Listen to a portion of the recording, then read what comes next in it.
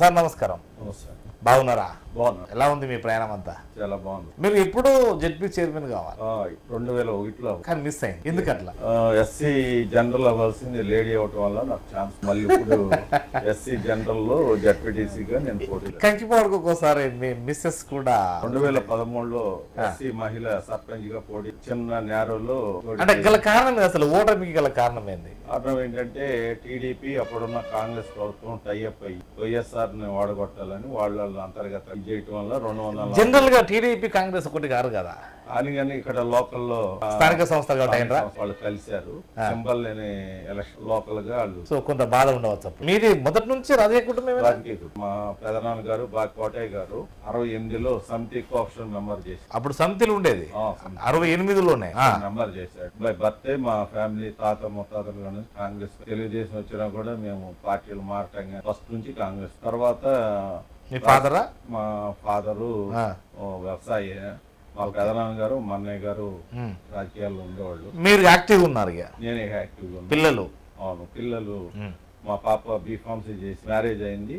మా అల్లుడు software engineer Bengaluru. మా అబ్బాయి టెక్ అయిపోయింది, ఢిల్లీలో కోచింగ్ తీసుకుంటున్నాడు సివిల్ కి.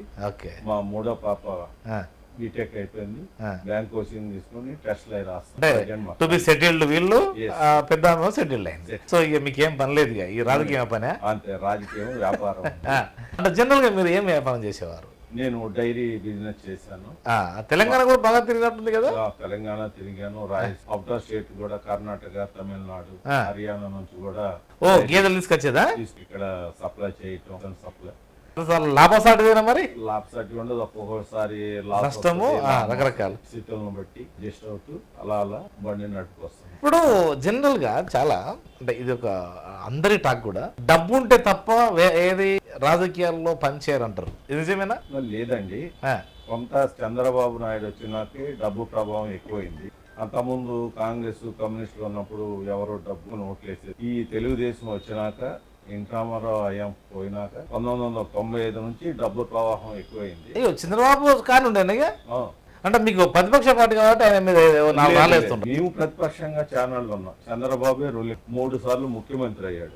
కాంగ్రెస్ పార్టీ ప్రతిపక్షంగానే ఉంది. అప్పుడు డబ్బులు ప్రలోభాలు పెట్టడం, కొంతమంది ఇతర వేకర్ సెక్షన్ డబ్బులు ఓట్లు ఇచ్చి ఓట్లు కొనటం, అలా గెలుస్తూ వచ్చాడు. కానీ ఎస్సీ బీసీ మైనార్టీలకి ఏం చేసిందే లేదు.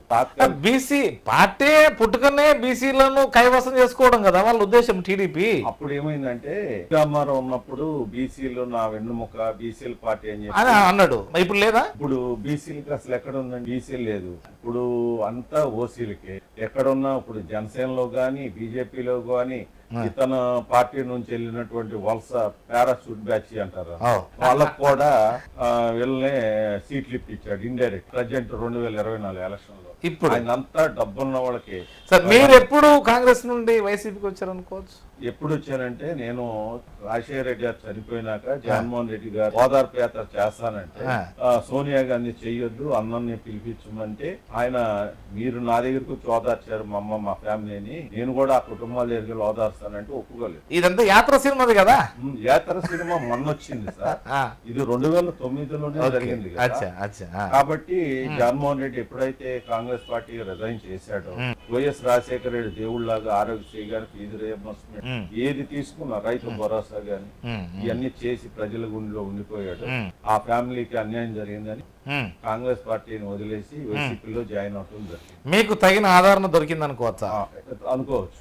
మంచి ఆదరణ, ప్రజలకి మేలు చేసే వ్యక్తి అండగా మేము పార్టీ పనిచేస్తున్నాం మనస్ఫూర్తిగా, ఆత్మ సంతృప్తితో. మీరు అనుకున్న చోటుకు ఇంకా ఎదగలేదు అనే ఏమన్నా బాధ ఉందా? ఏమీ బాధ లేదు. ఎందుకు? ఎప్పుడో మీరు జడ్పీ చైర్మన్ కావాల్సిన వాళ్ళు కదా.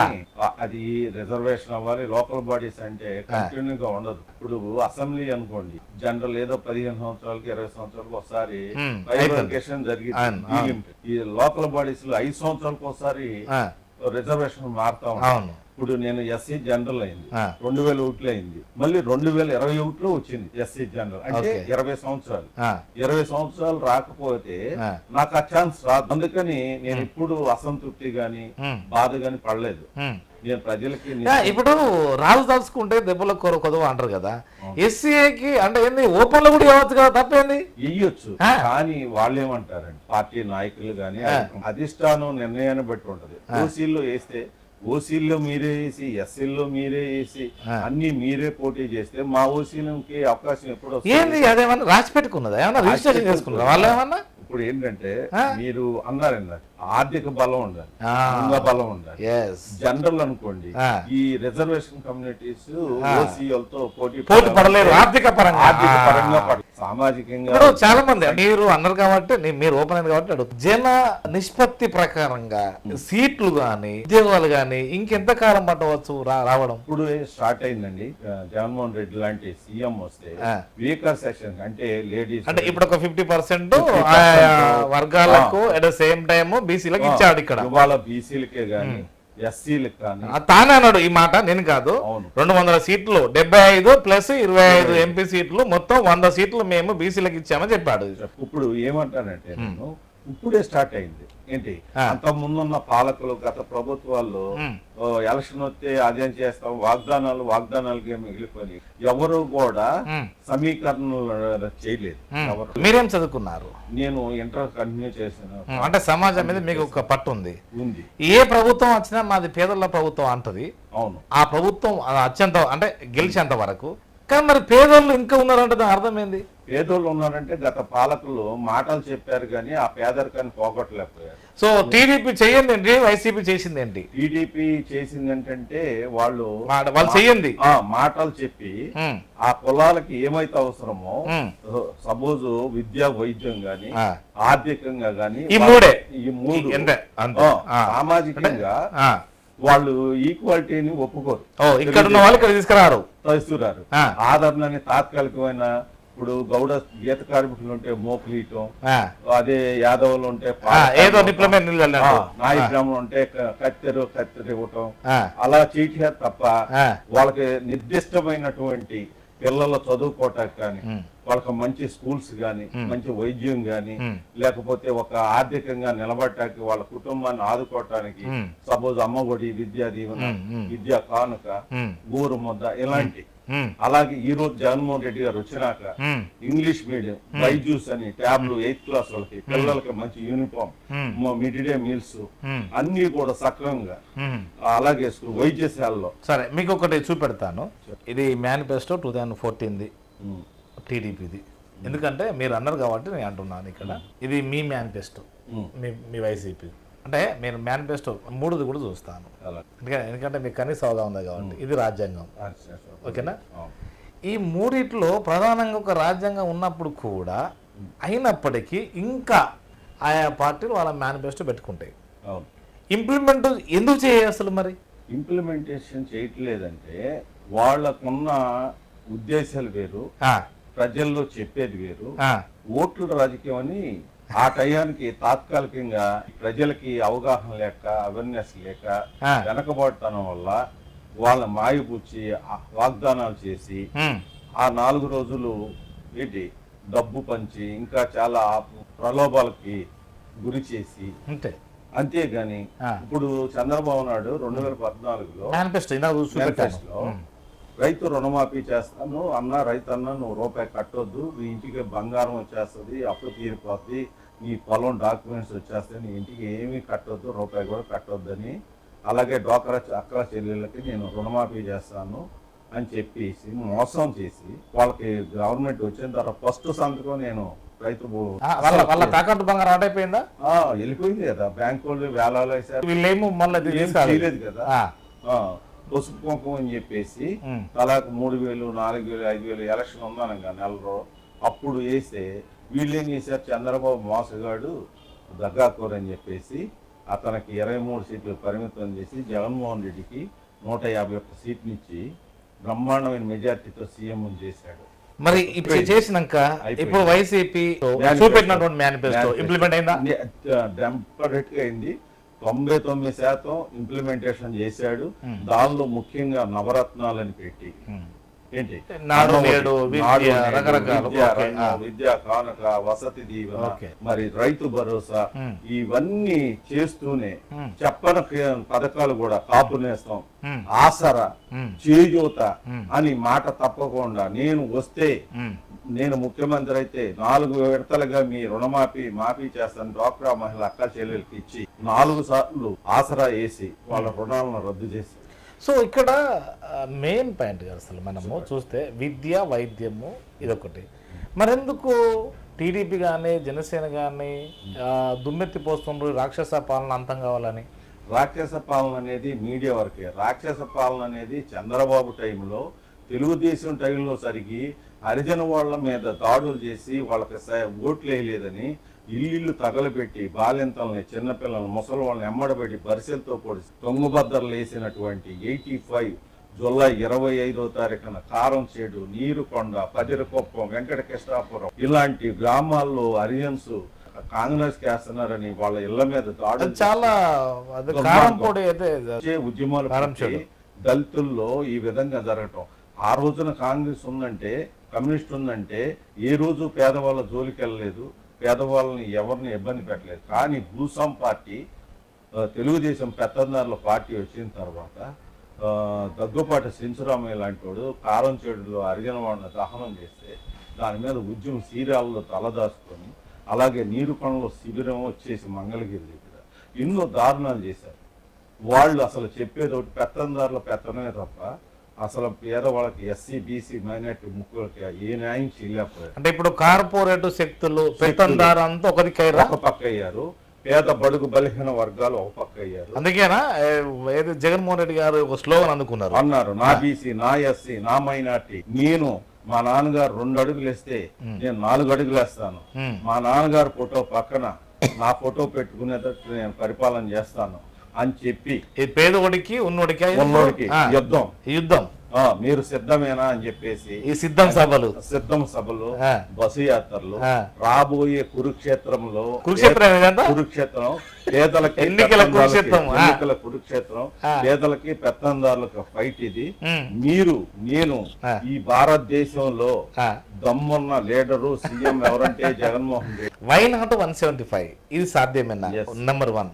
నెంబర్ 2, ఎందుకు ఇక్కడ ఉన్న వాళ్ళు అక్కడికి, అక్కడ ఉన్న వాళ్ళు ఇక్కడికి, కొత్త వాళ్ళకి ఎందుకు అవకాశం ఇస్తున్నాడు? అంటే కొత్త వాళ్ళకి అవకాశం ఇవ్వవలసిందేనా? అసలు ఏంటి ఇక్కడ ఏం జరగబోతుంది అంటే వీళ్ళు ఏమైందంటే కొన్ని చోట్ల సర్వే చేశారు.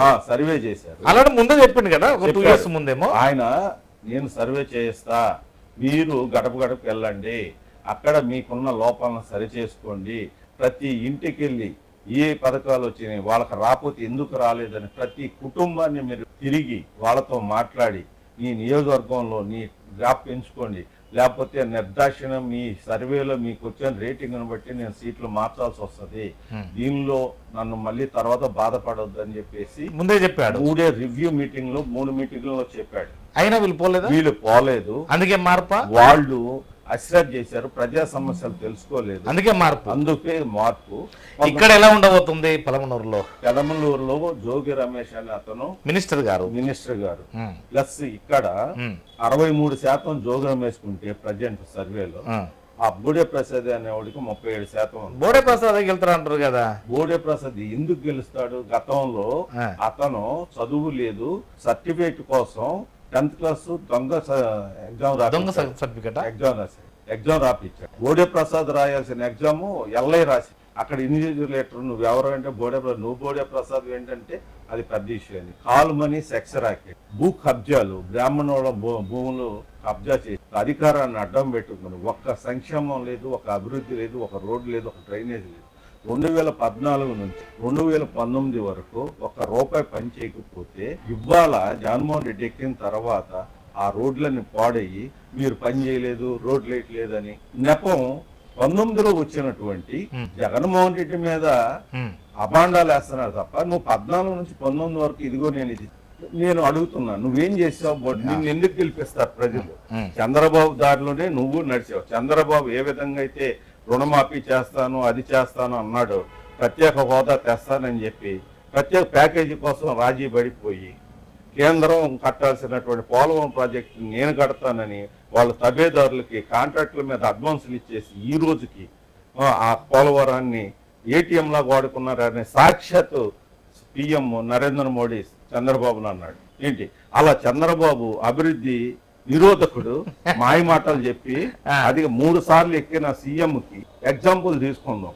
7 సార్లు 6 సార్లు గెలిచినటువంటి ఒరిస్సా ముఖ్యమంత్రి నవీన్ పట్నాయక్ ఎందుకు గెలుస్తున్నాడు? నువ్వు ఎందుకు 3 సార్లు గెలిచి ఏం చేసావు? నిన్ను ఎందుకు ప్రజలు తిరస్కరించారు? నువ్వు పనికిరావు బాబు, గో బ్యాక్, బై బై బాబు అని చెప్పేసి నీకు ఇస్తే ఈ రోజు మళ్ళీ బాగా చేస్తున్నటువంటి వేకర్స్ పేదలు, బడుగు బలహీన వర్గాలు, మైనార్టీలకి అమ్మఒడి, విద్యాగాన ప్రజలు కరోనా వచ్చే 2 years లో అల్లాడుతుంటే జగన్మోహన్ రెడ్డి కొన్ని లక్షల కుటుంబాలను, కొన్ని లక్షల ప్రాణాలను కాపాడాడు ఇన్ టైంలో యాక్టివ్ అయ్యి. ఏంటి నువ్వు హైదరాబాద్లో కూర్చున్నావు, నువ్వు పవన్ కళ్యాణ్, ప్రజలు ఏమైపోయారు? నువ్వు అక్కడవే మనిషివా? నువ్వు హైదరాబాద్లో దాక్కుంటే ఇక్కడ ఆంధ్ర ప్రజలు ఏమైపోతారు? ఆ రోజు నువ్వు కరోనాలో ఒక్కసారన్నా నువ్వు ఇచ్చేసావా? కనీసం వాలంటీర్లు కానీ అంటే ఇక్కడ వాళ్ళు వచ్చారు 5,000 రూపాయల గౌరవవేతనం ప్రాణాలు తెగించాళ్ళు. రోగుల దగ్గరికి వెళ్ళి వాళ్ళకి మందులు, వాళ్ళకి కావాల్సిన ఇవన్నీ ఇచ్చారు. కనీసం బంధువులు కానీ ఆ కుటుంబ సభ్యులు కూడా భయపడిన రోజున ఇదే వాలంటరీ ఆ కుటుంబంలో ఒక సభ్యుడిలాగా తన కన్న కొడుకు, కన్న బిడ్డలాగా వెళ్ళి వాళ్ళ ప్రాణాలకు తెగించి ప్రజలను కాపాడారు. సో ఈ రోజు వాలంటరీ వాళ్ళని పెన్షన్లు ఇవ్వద్దని చెప్తే వాళ్ళ ముసలోళ్ళు మీకే మేలు జరిగింది కదా. మరి అది మేలు జరిగింది అనేది ప్రజలు నిర్ధారణ అవ్వాలి. ప్రజలు ఏమంటున్నాడు, జగన్మోహన్ రెడ్డి డబ్బులు లేక అది వాలంటీర్ల ద్వారా ఆరోపణ. అసలు నిమ్మగడ్డ రమేష్ ఏం చేశాడు? 20లో జరగాల్సిన ఎలక్షన్ ని 3 సార్లు ఆపాడు ఎలక్షన్. మళ్ళీ ఎలక్షన్ అయినాక రిజల్ట్ ఆపిచ్చాడు. రకరకాల ఇబ్బందులు పెట్టి ఇప్పుడు నిమ్మగడ్డ ప్రసాద్ అసలు ఏది లాభం కన్నా ఏది కీడు ఎక్కువ ఉంది కదా చేస్తున్నాడు. చంద్రబాబు కీడైతే ఎక్కువ ఉంది, అంటే ఆ పార్టీకే కీడు ఎక్కువ ఉంది. మీకే మంచి మేలు జరిగింది. చంద్రబాబు సలహా మేరకు నిమ్మగడ్డ రమేష్ చేసే పనులల్లా జగన్మోహన్ రెడ్డి ప్రభుత్వానికి, ప్రజలకు మేలు జరుగుతుంది తప్ప నష్టం ఏం లేదు. అతను ఇలాంటివి చెయ్యాలి, ప్రజలు ఆలోచించాలి. అసలు ఎవరు మంచి పరిపాలకుడు, ఎవరి టైంలో మనం మంచిగా ఉన్నాం, ఇవాళ మన దగ్గరికి రేషన్ కానివ్వండి, పెన్షన్స్ కానివ్వండి, సర్టిఫికేట్స్ కానివ్వండి, సురక్ష వైద్యానికి సంబంధించిన మెడిసిన్స్ కానివ్వండి, ఇవన్నీ కూడా మన ఇంటి దగ్గరికి వచ్చి వాలంటీర్లు గాని, సచివాలయం స్టాఫ్ గాని వాళ్ళందరూ ప్రజలకి నష్టం. ఇది వరకు క్యాష్ సర్టిఫికేట్ కానీ ఇన్కమ్ సర్టిఫికేట్ తీసుకోవాలంటే అమ్మారవాళ్ళ చుట్టూ 3 రోజులు 4 రోజులు వారం కూడా తిరగాలి. జన్మభూమి కమిటీలు కూడా బాగా చేసినాయి కదా. జన్మభూమి కమిటీలు ఏం చేసినాయి? దోచుకో కదా, ఏం చేయలేదు.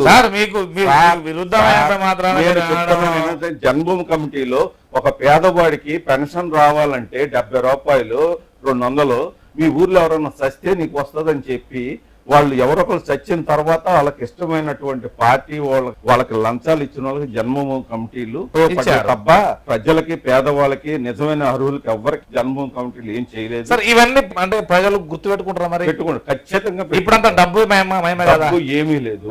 డబ్బు ఎంత చేసినా మనకు మేలు. ఇవాళ డబ్బు ఇస్తారు సార్, 5 సంవత్సరాల తర్వాత 5 వయసులో టీ కూడా అయిపోయారు వాళ్ళు ప్రజలకి.